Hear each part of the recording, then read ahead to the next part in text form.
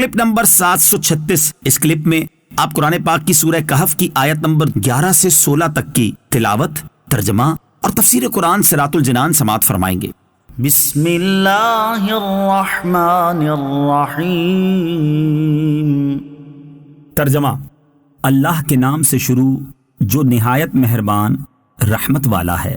فضربنا على آذانهم في الكهف سنين عددا ثم بعثناهم لنعلم أي الحزبين أحصى لما لبثوا أمدا۔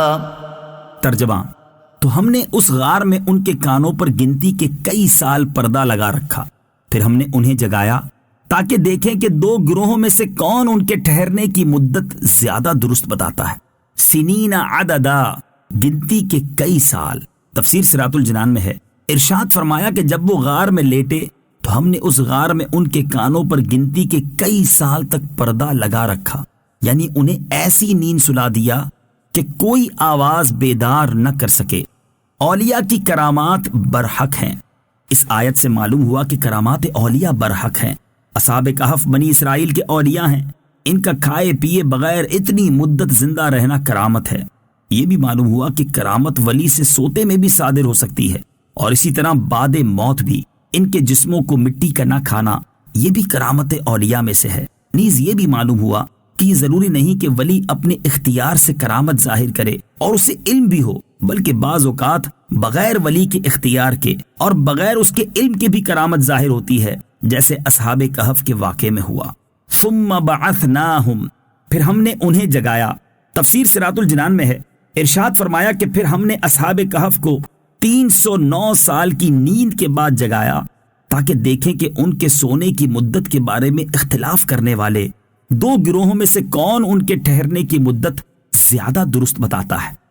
نحن نقص عليك نبأهم بالحق إنهم فتية آمنوا بربهم وزدناهم هدى وربطنا على قلوبهم إذ قاموا فقالوا ربنا رب السماوات والأرض لن ندعو من دونه إلها لقد قلنا إذا شططا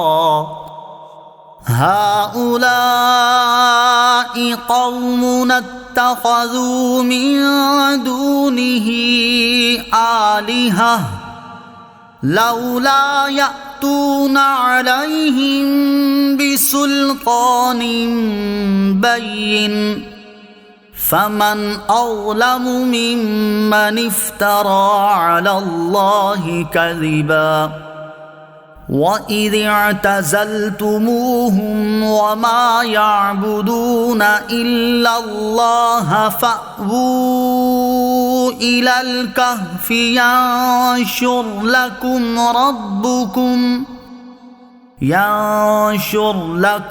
رَبُّكُمْ مِنْ رَحْمَتِهِ وَيُهَيِّئْ لَكُمْ مِنْ أَمْرِكُمْ مِرْفَقًا۔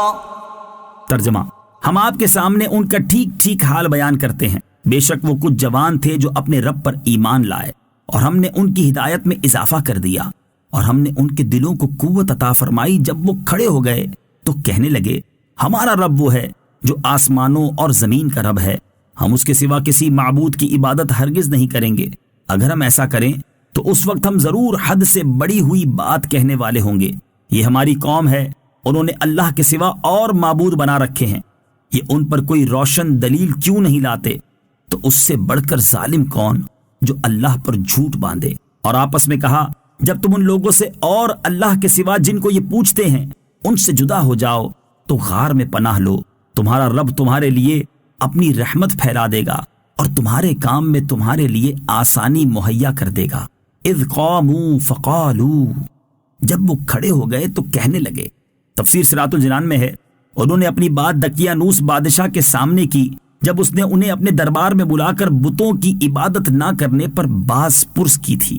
وَإِذِ اعْتَزَلْتُمُوهُمْ، اور جب تم ان لوگوں سے جدا ہو جاؤ۔ تفسیر صراط الجنان میں ہے، یہاں سے جو کلام ہے یہ ان حضرات کا آپس میں تھا۔ انہوں نے ایک دوسرے سے کہا کہ اس کافر قوم میں نہ رہو بلکہ ان سے جدا ہو جاؤ اور جا کر کہیں کسی گوشے میں چھپ جاؤ جہاں ان کے فتنے سے بچ کر اللہ عز و جل کی عبادت کیا کریں۔ ہم کو امید ہے کہ اللہ تعالی ہمیں گوشہ